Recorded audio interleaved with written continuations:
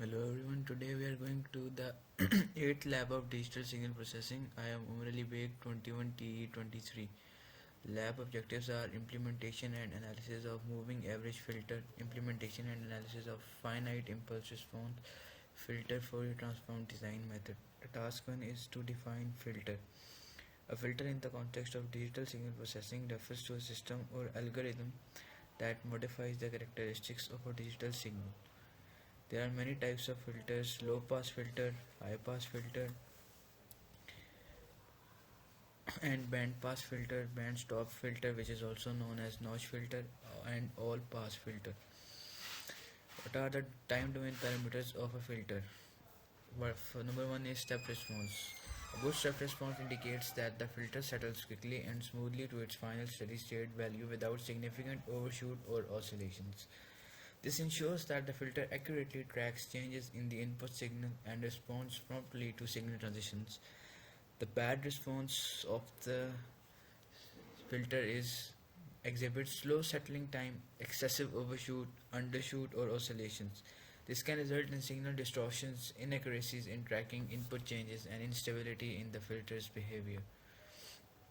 Second one is overshoot. Good is negligible. Overshoot is desirable as it indicates that the filter output closely matches the desired response without significant deviation or transient effects. Bad is excessive overshoot can lead to signal distortion, ringing, or instability in the filter's output. It may cause unwanted oscillations or introduce artifacts that affect the accuracy and reliability of the filtered signal. Third one is linear phase. And what are the frequency domain parameters for a filter? Number one is roll off. There is also a good roll off and a bad roll off. Ripples in passband, poor stop band attenuation, and, and the next last part of that is role of low pass filter for filter designing. The role of a low pass filter in filter designing includes selecting desired frequencies while blocking higher frequencies, preventing aliasing in digital signal processing. Now moving to the task 2. In this task we are going to plot the signal in time and frequency domain with its magnitude response.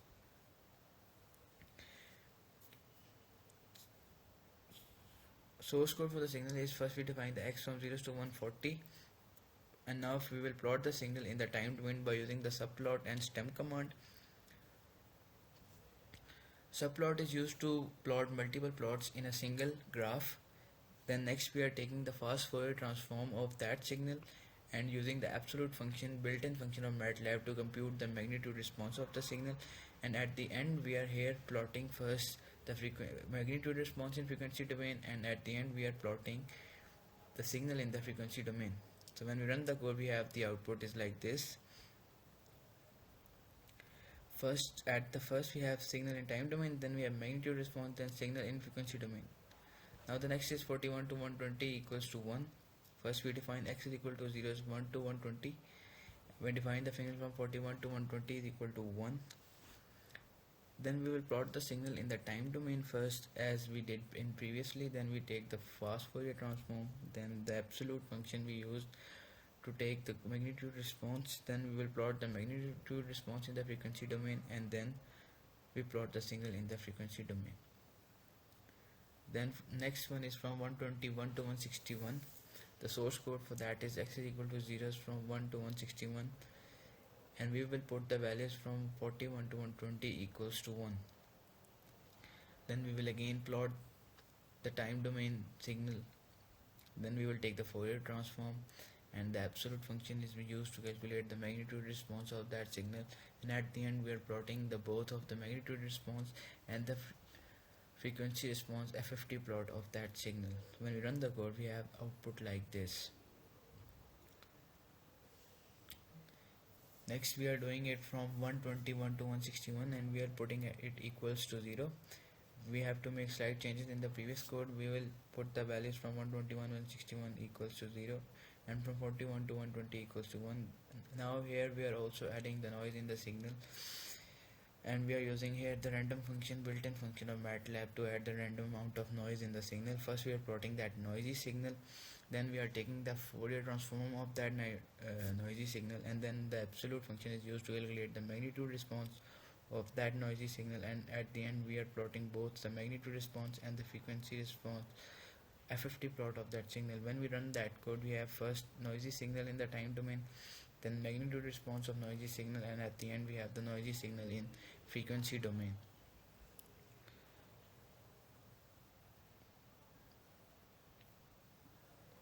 Now moving to the next task, we have to apply 3 taps symmetrical around moving average filter on signal X noise and observe the time and frequency domain parameters. So here is the source code for that. First we are adding the noise according to the formula we have already defined earlier. Then we are defining the moving average filter coefficients.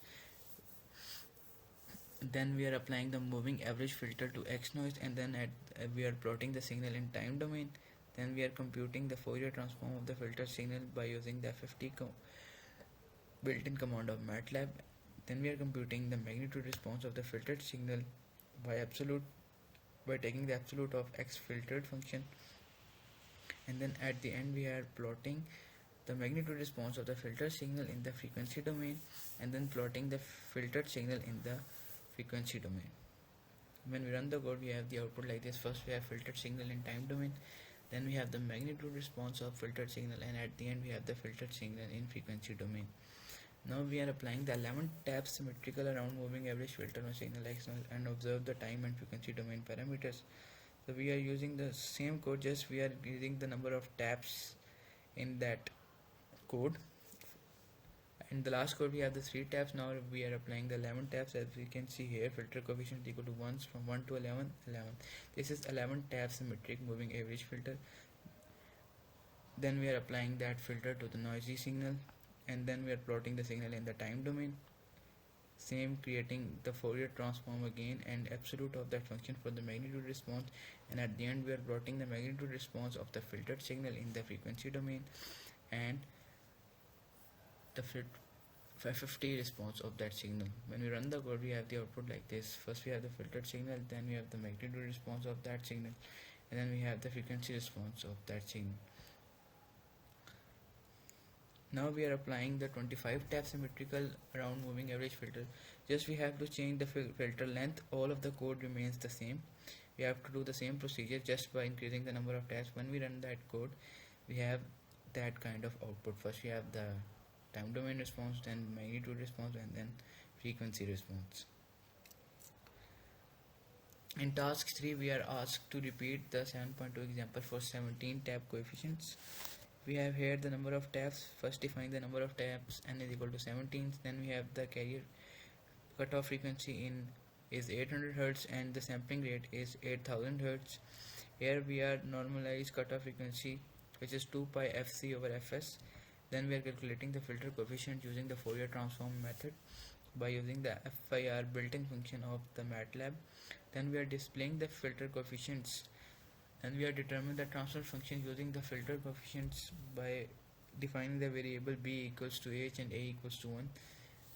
Then convert the transfer function for symbolic form for equation manipulator. Here we are using the sync function and the poly2 sync function of MATLAB, and then we are using the simplify h function. Display the transfer function in symbolic form. We are using this display command. Then we are determining the difference equation using the filter coefficient for x-axis and y-axis. When we display the result, we have the output like this. First we have the filter coefficients, then we have the transfer function of that signal, and we have the plot of magnitude frequency response of that signal. Same, we are asked to do the same procedure on the code with 51 tap coefficient. In the last code we have 17 taps. Now we are going to do it for 51.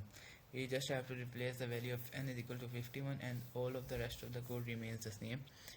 When we run the code, we have first the filter coefficients, then we have the transfer function of that system, and at the end we have the magnitude response, which is like that of the signal.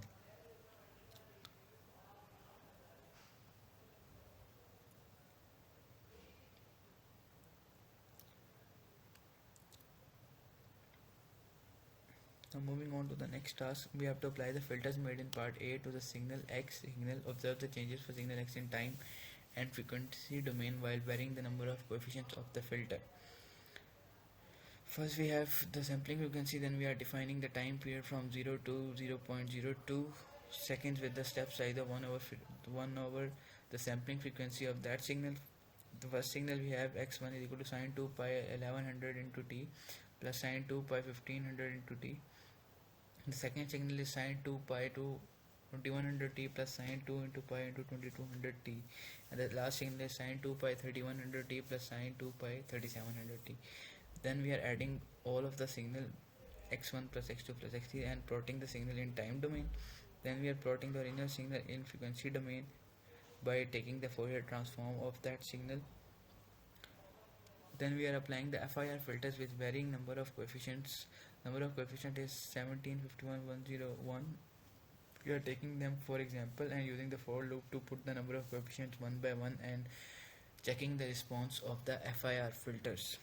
When we apply the filters to the signal and plot the results, we have the output like this.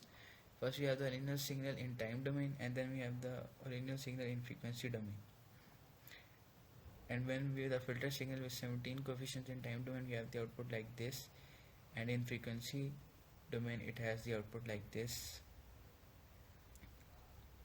We are going to repeat example 7.3 with 7 tap and 17 tap filter.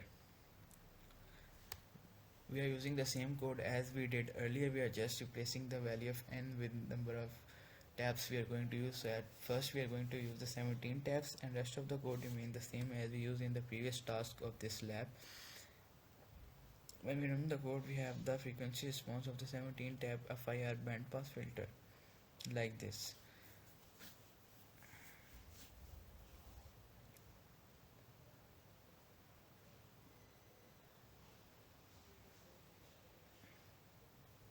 This is all for the lab 8. Thank you for watching.